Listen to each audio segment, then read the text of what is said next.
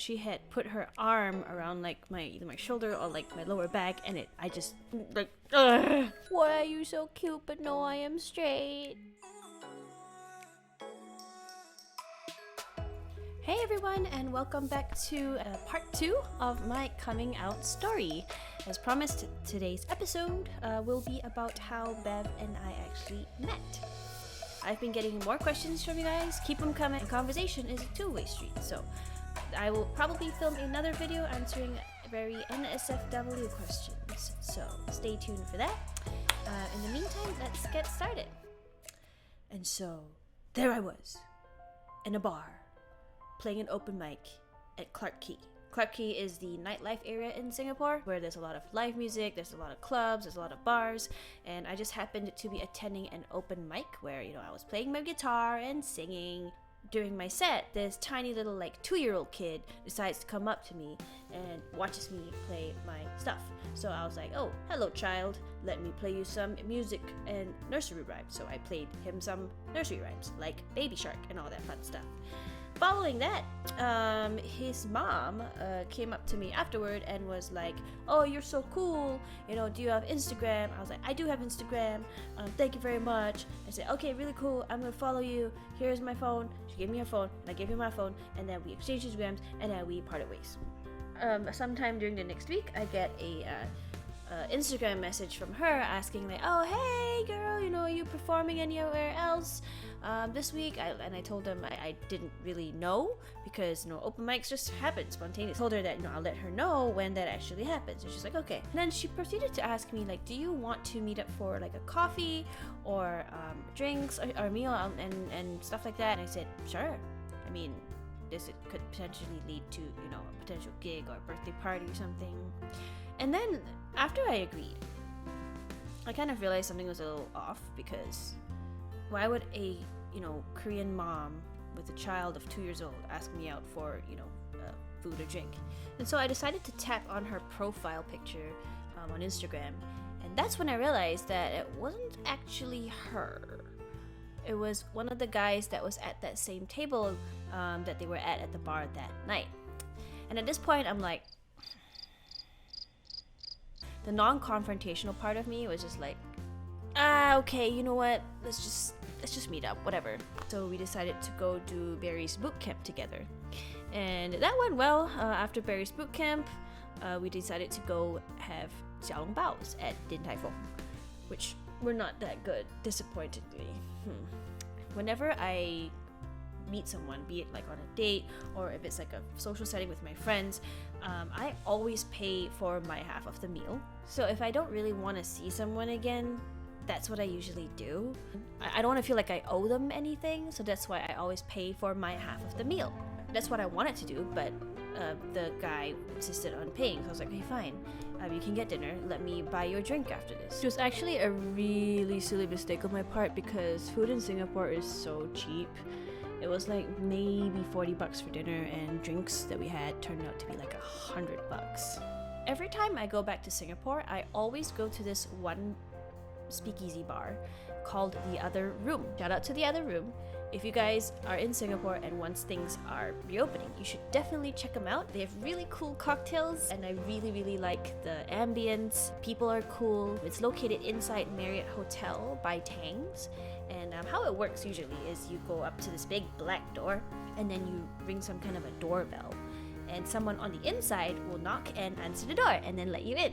I had already been to the bar the previous night because I had met some of my other friends for dinner, and after dinner I decided to go grab a drink there on my own. I had this personal mission to try every single one of their cocktails, which will obviously happen now that I'm dating one of their bartenders. When I had gone the previous night, I was just sitting there by myself in the corner, and I actually did notice Bev. She was actually working that night. She wasn't taking care of me that night, it was one of the other staff there, but I noticed her and I was like, oh, she's cute.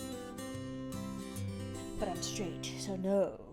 So that was like my mentality, right, when I saw her the previous night. Let's go back to, the present. We went to Marriott, we approached the door. This guy looks absolutely terrified, as if I was gonna murder him or something. We ring the doorbell, and lo and behold, Bev answers the door. At that point, I'm like, she's so cute. But no, I'm straight. Fast forward a little bit, the night goes on. I found it a little bit strange because the guy that I was with went to the bathroom quite a few times, like 10 times or something in the 2 hours that we were there. And to the point where I think Bev actually noticed, and she came up to me and she was like, "Hey babe, are you okay?" First of all, I was like, she called me babe. Second of all, she had put her arm around like either my shoulder or like my lower back, and I just like, ugh. Why are you so cute? But no, I am straight. It was like, no, I want to go home, please. And she was like, oh, okay. And on her end, when she told me about this, she said that no one usually says that they're not okay. Usually when someone checks on you, the standard default answer is, oh yeah, everything's great, thanks. But she was like, oh my gosh, okay, so bar, we're gonna close them out, don't serve them anymore. Hello, let me give you my card. And then I was like, oh, but I have the card number of the bar already. I have the number, reservations. And then she said, no, this is my personal number. And she hands me her card. And then I'm like, oh, thank you very much. And then we leave.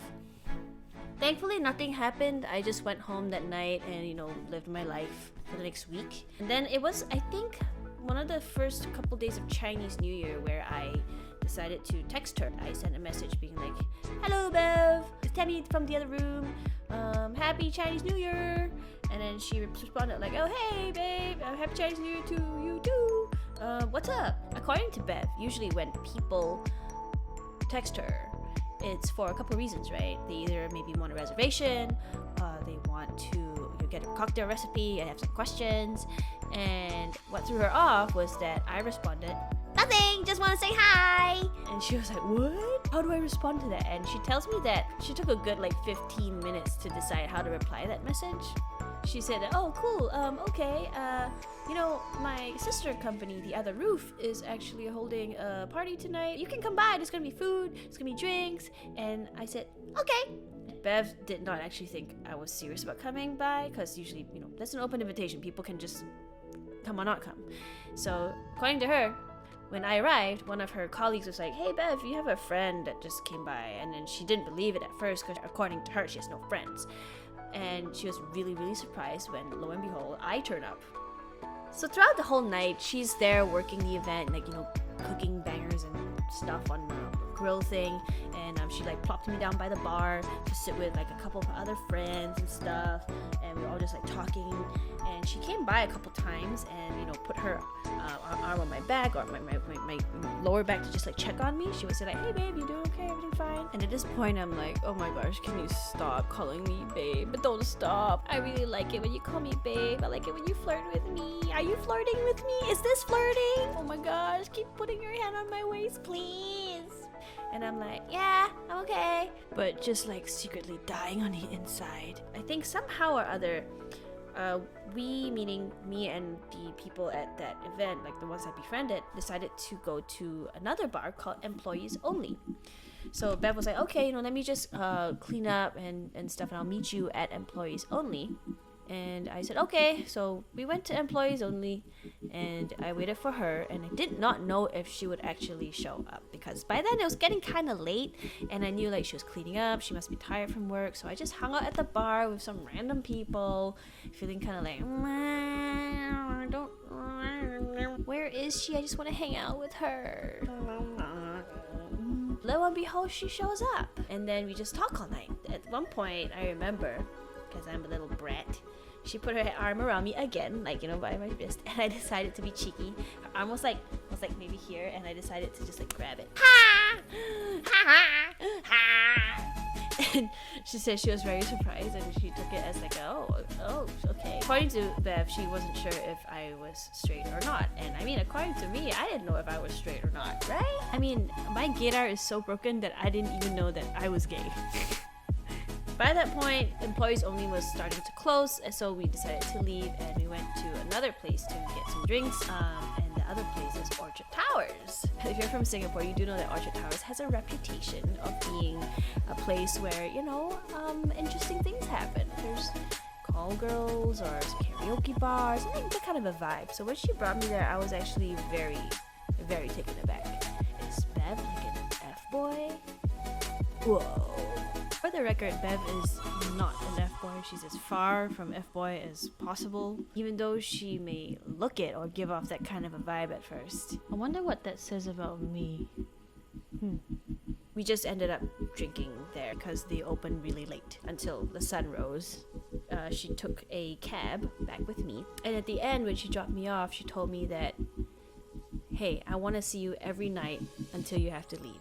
And I was leaving in like 5 days back to the US. And so we literally hung out almost every single day. And just for fun, I'm gonna share with you a little video clip of both of us on, I think this was like the second official night that we hung out. I had gone to the other room during her shift to kind of like just hang out, get a drink, and just wait till she got off work. After work, we went to Orchard Towers again to drink some beer. Bev loves badminton. She used to play badminton for school. I don't know why. I have no idea why I was trying to film that, but just for fun. You can watch the video and see what our dynamic was like on like literally the second night of us ever hanging out together. Hi, I'm Bev. I'm gonna play badminton right now. This is what's gonna happen. And then you take your badminton racket. This is the badminton racket. And then you go pop, pop, pop, pop, pop, pop, pop. Oh no, but that's not gonna face you. It's gonna be like this because you're gonna play with like your opponent, which is her. Right? You're gonna and then that's how you do it. Don't worry, I got her permission to share it with you guys. You have to remember I'm a little brat.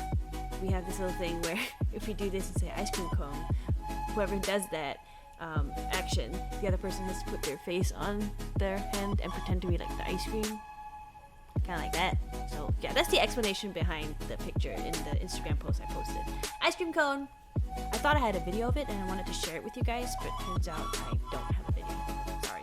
Fast forward a few more days to my last night in Singapore. It happens to also be my birthday, so I was hanging out at a bar called Al Capone's. We were at an open mic or like a jam session over there. After the jam session, Bev was kind enough to actually bring me and this other girl and her boyfriend, because we shared the same birthday. She brought us over to her room and she had her her people write happy birthday on the table, and she gave us some food and drink. It was so sweet. It was a really pleasant birthday surprise. And so after that day, I came back to New York to live my life and stuff.